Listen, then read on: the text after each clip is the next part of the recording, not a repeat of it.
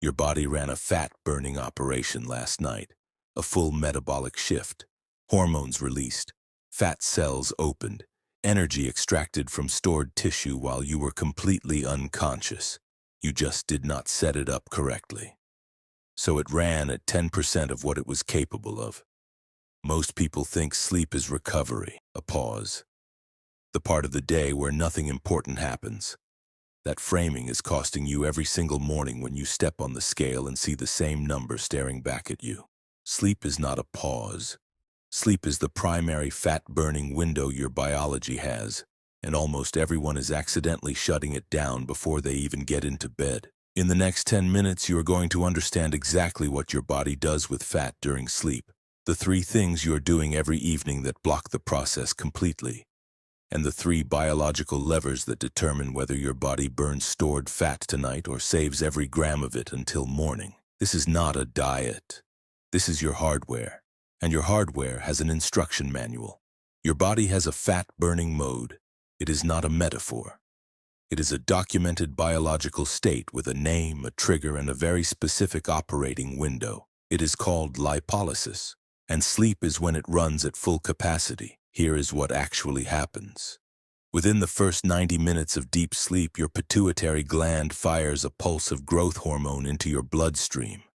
Not a trickle, a pulse, a sharp, concentrated spike that peaks once, sometimes twice, during the night. Growth hormone is the key that unlocks your fat cells. It signals adipose tissue to open its doors and release stored fatty acids into the bloodstream so your body can use them as fuel. But here is the part nobody explains. Growth hormone only works when insulin is low. These 2 hormones operate on opposite ends of a biological seesaw. When insulin is up, growth hormone is blocked. When insulin is down, the fat-burning window opens. This is not complicated. Your body is trying to burn fat every single night.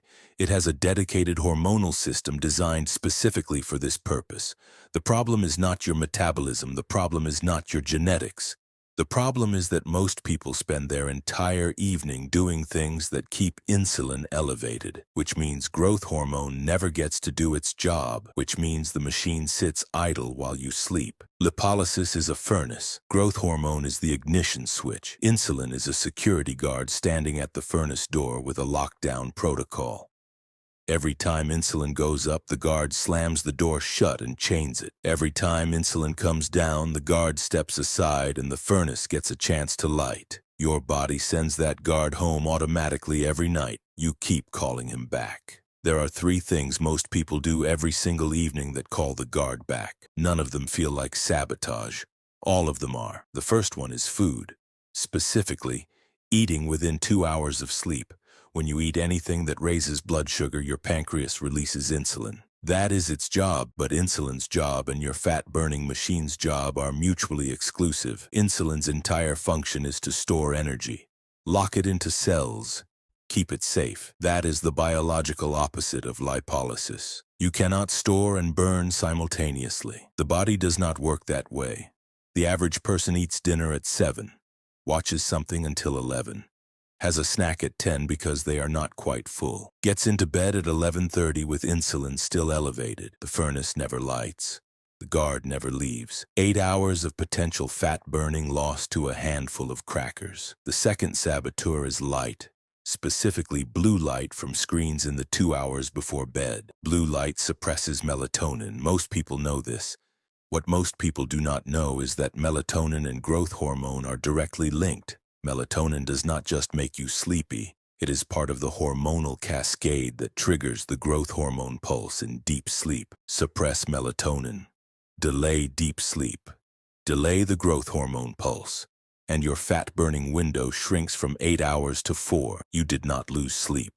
You lost the metabolically active half of it. The third saboteur is the one people are most reluctant to hear about: alcohol. Not because alcohol has calories, because of what alcohol does to your sleep architecture. A drink before bed feels like relaxation. Biologically, it is a sedative that suppresses REM sleep and fragments deep sleep cycles. The growth hormone pulse that should fire 90 minutes into deep sleep either fires weakly or does not fire at all. A 2019 study showed that even moderate alcohol consumption reduced growth hormone secretion during sleep by up to 70%. 70% for one drink. You did not have a nightcap. You handed the guard a chair and told him to stay until morning. Now the other side. Not what breaks the machine, what runs it at full capacity. There are 3 biological levers. Each one is independent. Each one moves the needle on its own. All 3 together and your body runs the full fat-burning protocol every single night without exception. The first lever is your eating window. Specifically, the gap between your last meal and the moment you fall asleep. The research is consistent. A minimum of 3 hours between your last calorie and sleep gives insulin enough time to drop to baseline. 3 hours is not arbitrary. That is the average clearance time for a moderate meal in a healthy metabolic system. Below 3 hours and insulin is still elevated when your head hits the pillow. The guard is still at the door. Push it to 4 hours and the effect compounds. A 2021 study published in the Journal of Clinical Endocrinology showed that subjects who maintained a 4-hour pre-sleep fast had growth hormone pulses that were on average 40% stronger than subjects who ate within 2 hours of sleep. 40%. From timing alone, not from eating less, not from eating differently, just from when the last meal ended. The second lever is body temperature. Your core temperature needs to drop by approximately 1 degree Celsius to initiate deep sleep. This is not optional biology. It is the trigger. The body reads the temperature drop as the signal to begin the hormonal cascade that leads to the growth hormone pulse. This is why people sleep worse in hot rooms.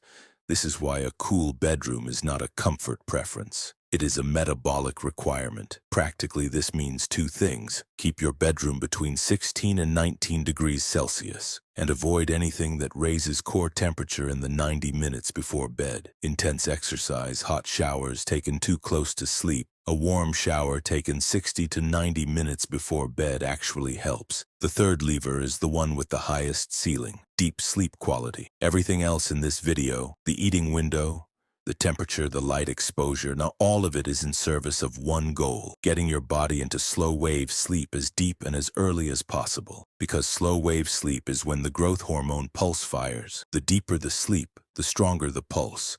The stronger the pulse, the wider the fat-burning window. Magnesium glycinate taken 30 to 60 minutes before bed has consistent evidence behind it for improving slow-wave sleep depth. Not magnesium oxide, not magnesium citrate. Glycinate, the form that crosses the blood-brain barrier and directly supports the neurological conditions for deep sleep. Before adding any supplement to your routine, get your blood work done first. Your baseline numbers tell you what your body actually needs. Guessing is not a protocol. Think of these 3 levers as the pre-flight checklist for the fat-burning machine. Eating window closed, temperature dropping, deep sleep initiated. When all 3 conditions are met, the furnace lights automatically, every time, without exception. So here is what this looks like in practice, not a theory, a sequence. 3 hours before bed to the moment you close your eyes. 3 hours out. This is your last meal cutoff, not a suggestion. A hard biological deadline. Eat before this window closes and your insulin has time to clear. Eat after it and the guard stays at the door all night. The meal itself matters less than the timing. Your body does not care if it was chicken and vegetables or a bowl of pasta. What it cares about is whether insulin has cleared by the time your head hits the pillow. 2 hours out, screens down, not dimmed, not on night mode. Down. Blue light blocking glasses are a partial solution at best. The most effective intervention is removing the source. 2 hours of low light exposure before bed gives melatonin enough runway to build to the levels your body needs to trigger deep sleep on schedule. Use this window for anything analog: reading, conversation, a walk. Your body is not designed to be processing high-frequency light signals 2 hours before its most important hormonal window of the day. 90 minutes out. This is your temperature lever. A warm shower or bath taken now will raise your core temperature slightly, and then the rapid cooling that follows will accelerate the natural temperature drop your body needs to initiate deep sleep. This is not a relaxation trick. This is a deliberate thermal manipulation of your sleep onset. The cooler your bedroom, the more effective this becomes. 16 to 19 degrees Celsius is not a preference. It is the operating range. 30 minutes out. Darkness. complete if possible. Your bedroom should be a signal to your nervous system that the operating day is over and the night protocol is beginning. Light is information, and the information you want your body receiving in this window is zero external input. Blackout curtains, phone face down, every light source eliminated, then sleep. And while you are unconscious, insulin low, melatonin high, core temperature dropping. Your pituitary fires. Growth hormone enters the bloodstream. The guard steps away from the door. The furnace lights. Your body does the rest. It always did. You just kept getting in the way. You are not broken. Your metabolism is not slow. Your genetics are not working against you. You have a fat-burning machine that has been trying to run every single night for years. You just never knew what it needed to operate at full capacity. And nobody told you that the 4 hours before sleep matter more than the 4 hours on the treadmill. The biology is not complicated once you see it clearly. Insulin blocks the window. Temperature opens it.